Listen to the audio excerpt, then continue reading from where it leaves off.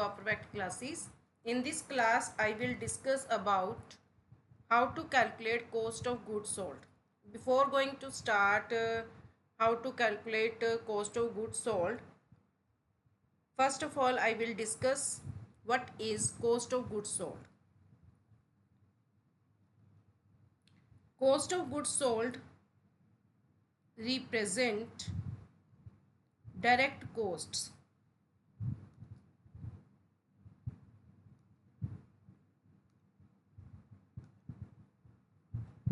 Cost of goods sold represents direct costs which is associated with producing goods that a company sells. These costs include raw material,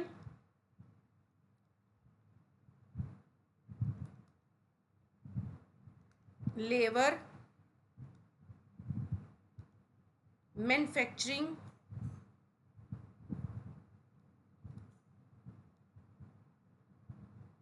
overhead,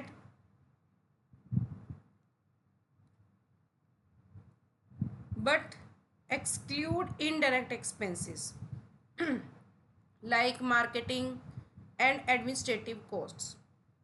In simple words, हम ये कह सकते हैं कि cost of goods sold जो है direct cost को कहते हैं, जो एक कंपनी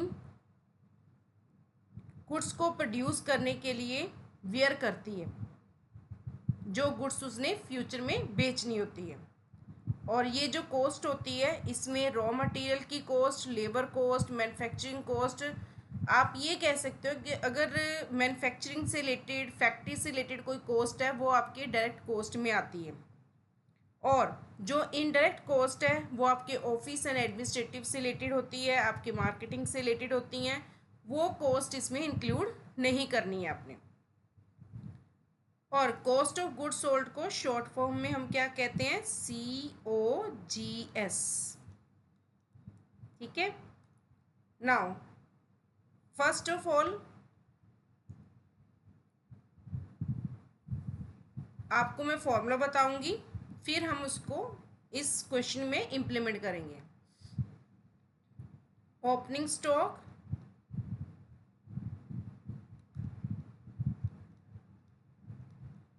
प्लस परचेजेस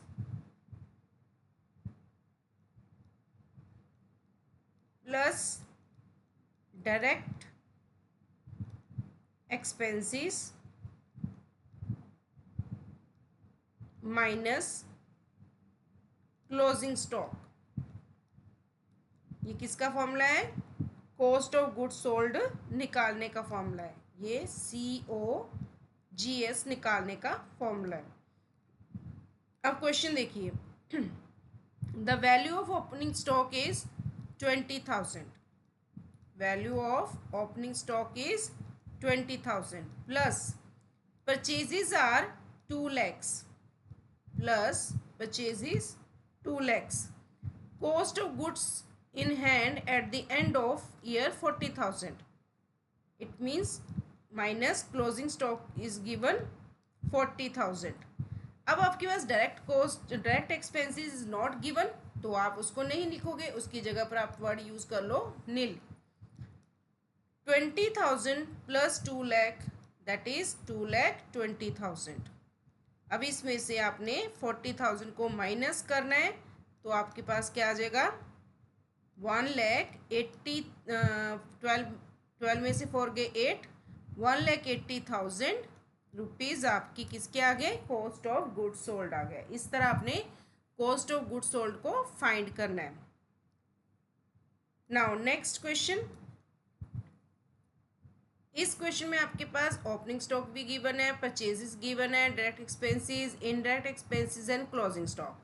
फॉर्मूला क्या है कॉस्ट ऑफ गुड्स सोल्ड निकालने का?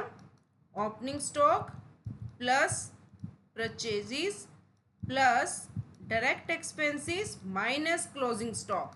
तो ओपनिंग स्टॉक आपके पास है 8,500, परचेजेस है 30,700 direct expenses is given 4800, closing stock 9000। That means indirect expenses जो है इसमें नहीं इंक्लूड करेंगे, उनको एक्सक्लूड करना है।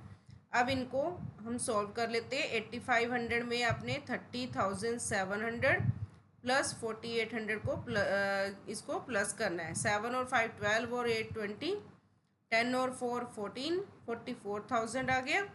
44,000 में से आपने 9,000 को माइनस किया तो ये आ जाएगा आपके पास 35,000 cost of goods sold. Now next question.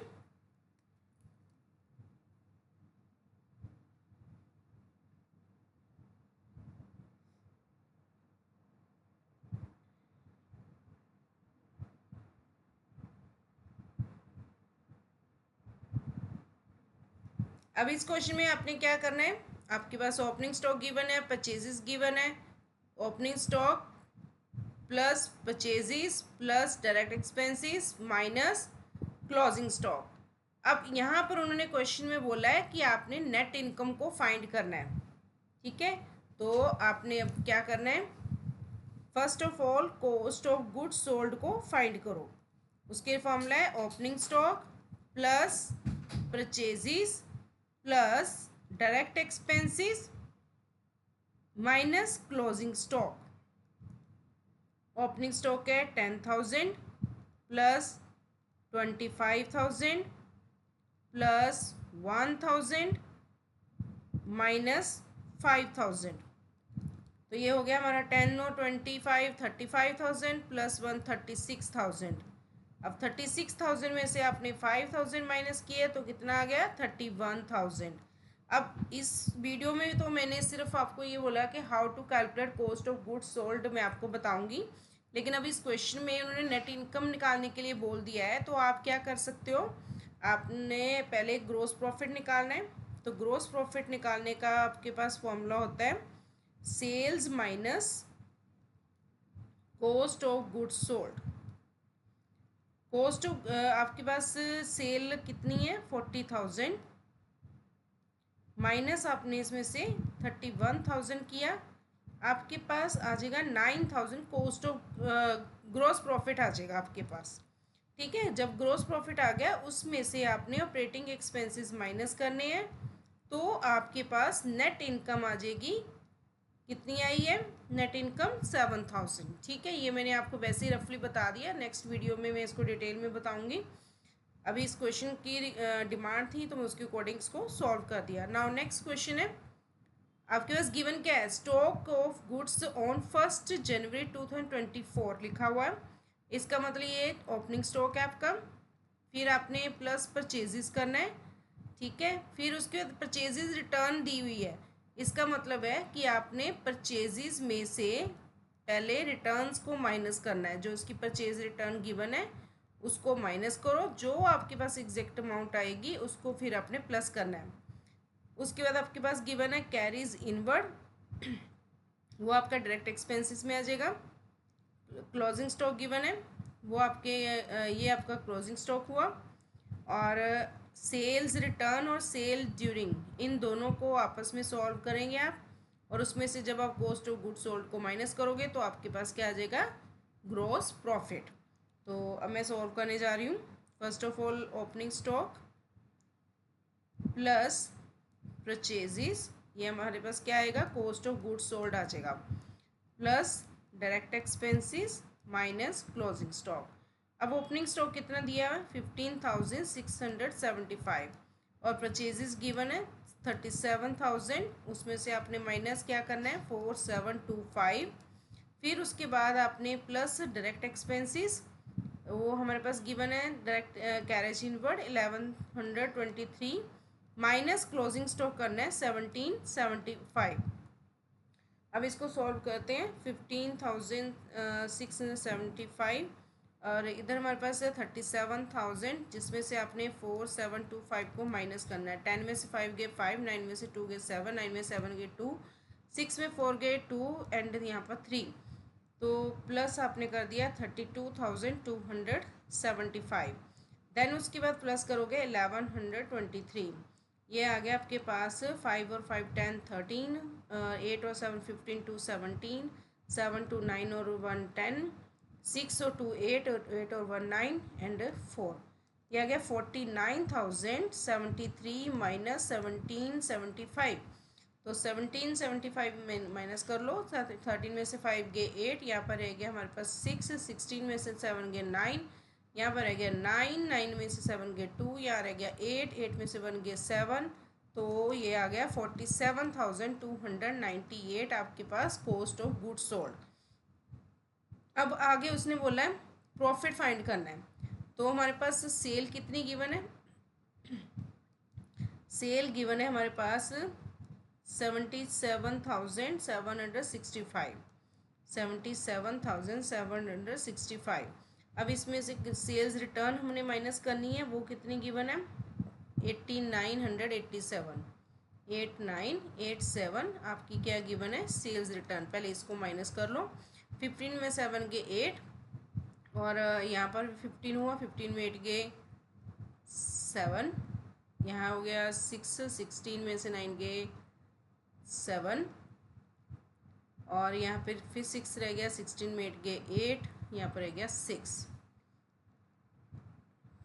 अब इसमें से आपने क्या करना है cost of goods sold minus करना है, वो आया हमारे पास 47,298, 0 17 में 9 गए 8 और यहाँ पर रह गया हमारे पास 6, 6 में 2 गए 4, 8 में 7 गए 1, 6 में 4 गए 2, तो ये हमारे पास क्या आ गया ग्रोस प्रॉफिट। ठीक है, इस तरह आपने ग्रोस प्रॉफिट फाइंड कर लेना। एक बार मैं रिपीट कर रही हूँ, how to calculate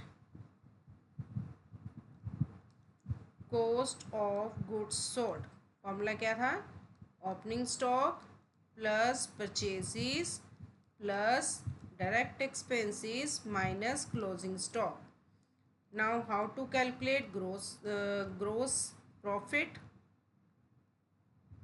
how to calculate gross profit, gross profit is equal to sales minus cost of goods sold, and how to calculate net profit or you can say net income, that should be equal to GP minus indirect expenses। तो इस तरह आप ये फॉर्मूले implement करोगे तो आपके पास values find हो जाएगी cost of goods sold, gross profit and net profit. अब कुछ पॉइंट्स हैं आपको माइंड में रखने के, भी कॉस्ट ऑफ गुड्स सोल्ड से रिलेटेड आपको क्या क्या बातों का ध्यान रखना चाहिए। एक तो ये पॉइंट याद रखो कि कॉस्ट ऑफ गुड्स सोल्ड क्या है, किससे रिलेटेड है, डायरेक्ट कॉस्ट से रिलेटेड है।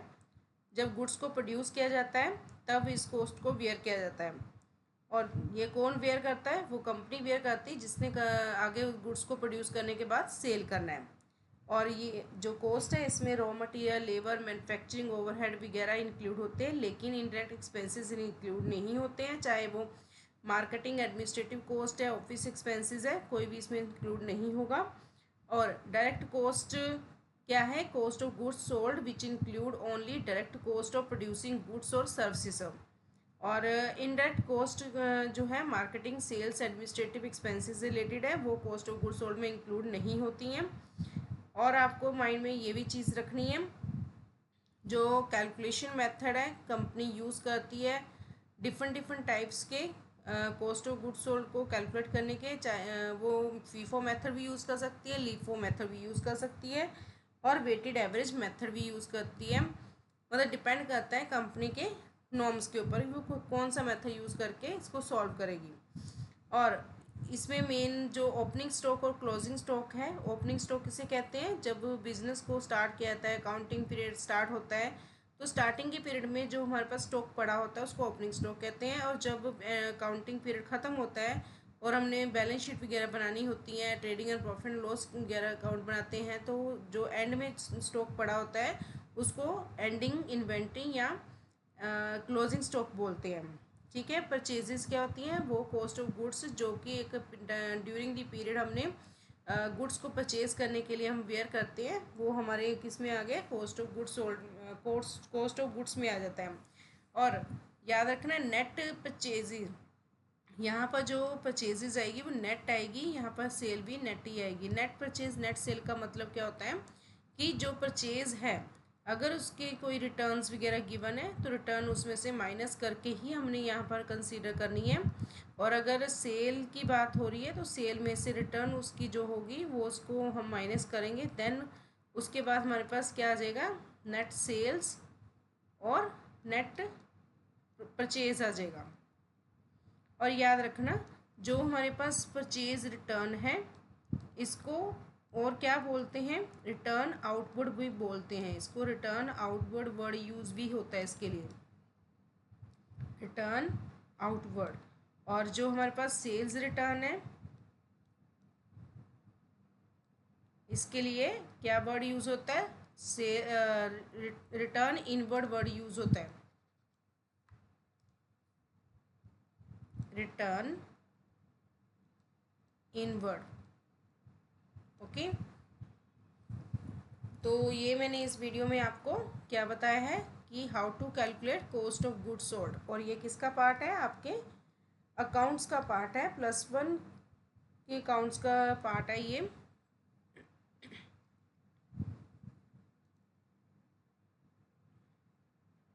अगर आपको ये वीडियो अच्छी लगी तो आपने इस वीडियो को अपने फ्रेंड्स के साथ शेयर करना है और